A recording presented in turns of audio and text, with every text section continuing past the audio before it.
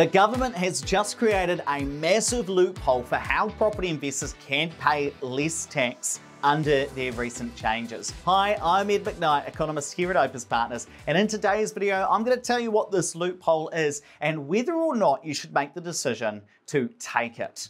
Now, what is this loophole? Well, it's all to do with social housing. So the government is making a change to how they calculate property investors' taxes. And if you want to know all about that, check out some of the other videos in this series. But this loophole, what is it? If you rent your property out as social or public housing, then you are not going to be affected by the government's increased taxes. Now, this is going to be a game changer for property investors in New Zealand who own existing rental properties and who would otherwise pay high taxes. But the big decision for you is, as a property investor, well, should I rent my property out as social housing? Is it a good idea? Well, that's what we're going to cover in this video, because I know some investors have previously been a little bit shy about doing that, a little bit worried. Well, we're going to cover that all in today's video.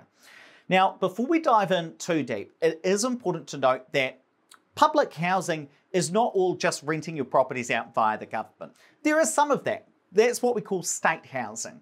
Now, state housing is when you rent your property out via Kāinga Ora, which used to be called Housing New Zealand. That's the government's housing agency. But you can also rent your property out via community housing.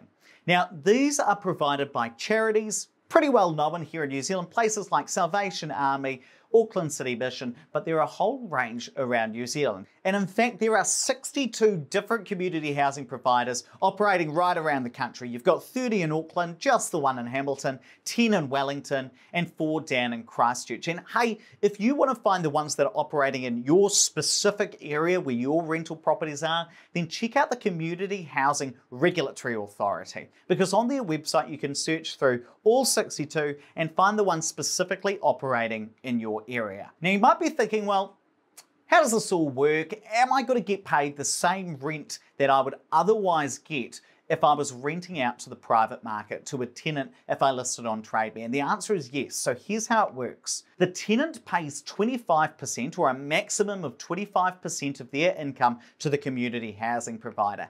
And then the community housing provider tops that up and pays you the market rate, the rate that is set if you were to rent that property out via Trade Me or any of the other platforms in New Zealand. But what is important to note is that a community housing provider doesn't just accept any property that's offered to them. They've got people that they are looking for properties for, and so they need to find the right types of properties for their social housing tenants. So for instance, if you look at the properties required right now in New Zealand across the social housing register, there's just over 12,000 one-bedroom properties required. There's over 7,000 two-bedroom properties required. But then it starts to peter out. There are less 3-bedroom, 4-bedroom, 5-bedroom properties required. Now, what's potentially quite surprising about this is usually if we think about renting on Trade Me or realestate.co.nz out to the private market, often 3 beds, 4 beds, 2 beds, those are the ones that are really popular.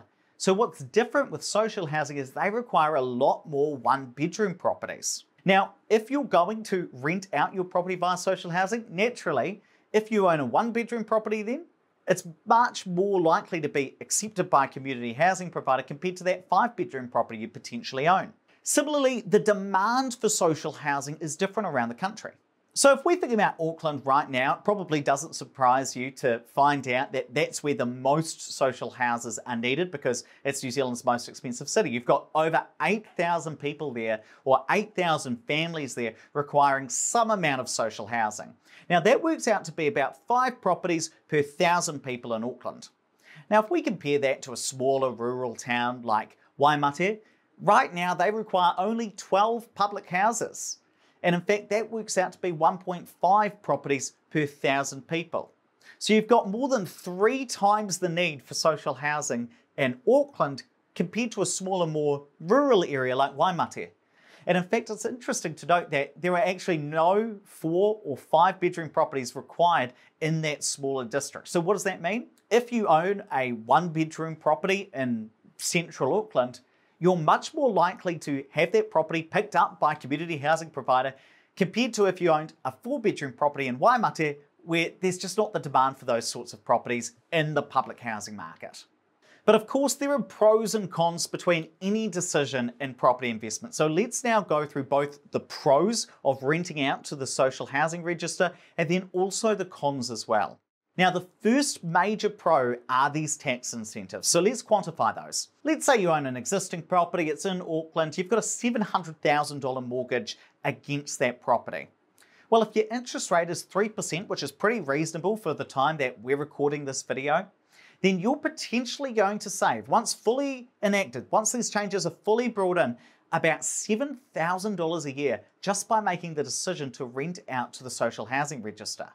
Now, that is going to cause a lot of people who own existing properties to move them from the private market and into the public market, and we're going to come back to that shortly. The second main benefit is that there are no property management fees if you're renting out to the social housing register. So if you go and you want to rent your property on TradeMe or realestate.co.nz, you're probably going to use a property manager, and these people are going to charge somewhere between 7 to 10% plus GST of your rent that they collect. Now, if you rent your property out via the social housing register, then there's no property management fees to pay. You don't have to pay that money to the community housing provider, so there is an instant saving there. The third major benefit, which is actually somewhat similar to that last one we talked about, is that even if your property is empty, the community housing provider will still pay you rent. So here at Opes Partners, when we're renting out via TradeMe or realestate.co.nz to that private market, we usually account for about 2 weeks worth of vacancy per year. That's 2 weeks where your property would otherwise be empty. Well, if you're renting out via a community housing provider, they're still going to pay you whether the property's empty or not. Now, add up all of those pros and they sound quite convincing, right? You're probably thinking, well, maybe this is something that I should consider. Well, just before you rush out and call some of those community housing providers, make sure you also consider the other side. Let's consider the cons now. And the first one is that you don't actually get to choose your tenant.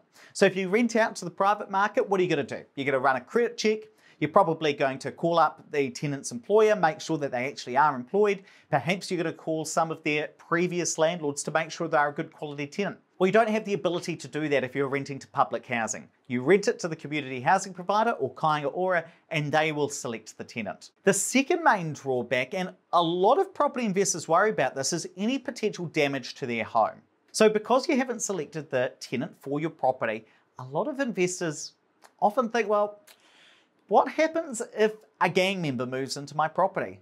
What happens if they've got some sort of antisocial issues where they punch holes in my walls or knock down doors? And I realize that I'm potentially stereotyping here, but this is what a lot of property investors think. And so this is something you've just got to consider if renting out to the public housing register. Now, it is important to note though that if you rent to kāinga ora, that what's going to happen is they are contractually obliged to deliver back your property in the same state that you gave it to them in, minus any wear or tear. So if there is any of this damage, they do have to put it right. But there are some property investors who this sort of thing would keep them up at night. They'd be worried about it, and so would be hesitant to keep that property over the long term, to hold on to that property.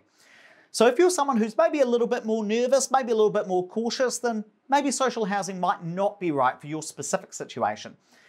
But if you're not so worried about it, then perhaps it's something you might consider even further.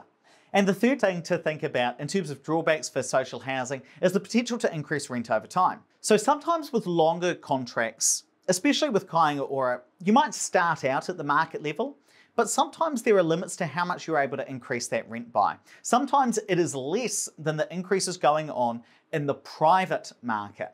Now, because of that, you might start out with a great rent and you think, I'm doing just as well as if I rented out to a normal tenant. Well, what can happen over time is that starts to get warped, because in 10 years' time, maybe your rent is way out of whack with what the private market is. So just make sure that you're reading those contracts, seeing what's actually in there, and aware that, hey, can I actually keep my rent at a market level over time? Not just sticking at it at the first step, but over the next 10 years that you're potentially renting that property out for. Now, what's interesting to note with this change is that it is going to cause rents to increase across the board. You might be thinking, well, why is that? Property investors are just moving from renting out their properties to one type of tenant to a different type of tenant. Well, it all comes down to what we talked about before. So let's see if you've been listening.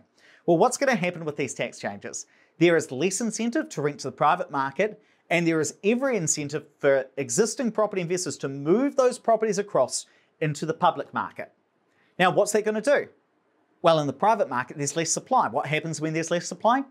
Prices start to go up. Well, let's consider over here and talk about the public market now. Well, we said before that a community housing provider in Kainga Ora pay the market rent. And that market rent is set over here in the private market. So if rents are increasing over here in private market, when you're renting on TradeBev, realestate.co.nz, that's going to cause rents to increase over here in the public market because they're basing that off what's going over here. Now that's going to cause a really interesting money go-round effect that I just want to talk about because it's interesting. So landlords are going to pay more tax. They're going to pay that tax to government. Now that's partially going to be made up because, as we said, landlords are going to start increasing their rents, not just because they are facing high costs, but we're going to start to see property investors move their properties from the private market into the public market. Now, because of that, we're going to see community housing providers, they're going to have to pay a high level of rent as well. Well, how are they going to afford that? The government's going to give them funding to do that. So property investors are paying more tax to the government, who has to give that money to both community housing providers and tenants if they're on benefits. And those tenants and community housing providers are going to pay that money back to landlords. And landlords are then going to pay some more tax. So what's my key message here? The key message is that while these tax changes are tough for property investors, and while they will pay more tax, they're not going to shoulder the whole burden of those taxes on their own. They've got to make up for it in part by these higher rents or seeking out different ways to find these loopholes like in social housing. Now you might be thinking, well, Ed, is this a good idea to rent out to public housing or social housing? Wind this up for us. Well, look, here's the thing. Here at Opes Partners, we've got a property management firm. They're pretty good, venture management. And I've got every incentive to tell you that stick with the private market because that's where our property managers can actually make money. But here's the thing. I think for a lot of existing property investors, it is definitely worth considering, should I move that property over to social housing so that I can claim this tax exemption and pay less tax? Now, it's not going to be the right decision for everyone, and I'm not saying for you sitting at home that, yes, this is the right thing for you to do, because I don't know your situation, but it's definitely something that you should consider, and I would say it is definitely a time to think more closely about it compared to before these changes were announced. Now, if you want to learn more about these tax changes that we're talking about, check out our series on our YouTube channel. We are releasing a 6-part series, and this is only number 4 of that 6-part series. And make sure you hit that subscribe button on our YouTube channel to keep up to date with those. And hey, if you want to learn more about property investment here in New Zealand, check out the Property Academy podcast, because every single day we release a new 10 to 15 minute-ish episode to teach you something new about property investment. You can find that on Apple Podcasts, Spotify, or your favorite podcast listening app.